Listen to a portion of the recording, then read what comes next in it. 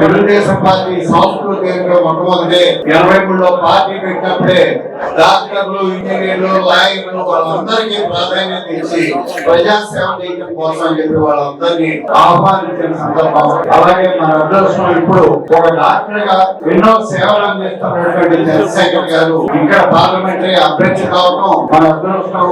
ఖచ్చితంగా వారు ఈ ప్రాంత అభివృద్ధి కోసం కృషి చేయాలని చెప్పేసి, అలాగే మన నాయకుడు నరేంద్ర కుమార్ గారు వారి సేవలు గత 20 సంవత్సరాల 5 ఎన్నికల్లో మనము పొంది ఉన్నాము. ఇలా మొత్తం ఊడిపోయిన ఒక్కడిగా కూడా మనం గెలిపించుకోనున్నాము. ఈ రోజు ఎలక్షన్ లో చిన్న లోపాలతో కొద్ది ఓట్ల తేడాతో మనం కోల్పోవడం జరిగింది. దానికి 10 రెట్లు మెజార్టీని సాధించి ఈసారి అఖండ మెజార్టీతో తప్పకుండా మనం విజయం సాధిస్తాము. ప్రత్యేకమైన గుర్తింపు ఉన్నటువంటి గుంటూరు జిల్లా, ఎందుకంటే మీ పరిధిలోనే మన రాజధాని అమరావతి ఉన్నది కాబట్టి ఆంధ్రప్రదేశ్ రాజధాని ఎక్కడ అంటే అమరావతి గుంటూరు జిల్లాలో. అలాంటి అదృష్టం కలుగుతుంది కాబట్టి ఆ అమరావతిని కాపాడుకోవాలి.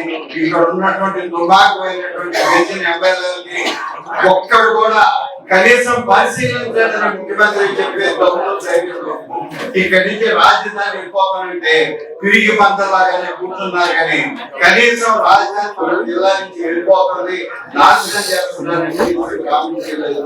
అలాంటి వ్యక్తులకి ఖచ్చితంగా గుణపాఠం చెప్పే టైము దగ్గరలో వస్తుంది. ఎన్నో జాతీయ సమస్యలు, రాష్ట్ర సమస్యలు, మన ప్రాంత సమస్యలు ఉన్నాయి. మీరు దృష్టి బట్టి సేవాభావంతో మా నాయకుడితో పనిచేసి ఈ ప్రాంత అభివృద్ధికి తోడ్పడాలని కోరుకుంటూ సెలవు తీసుకున్నారు.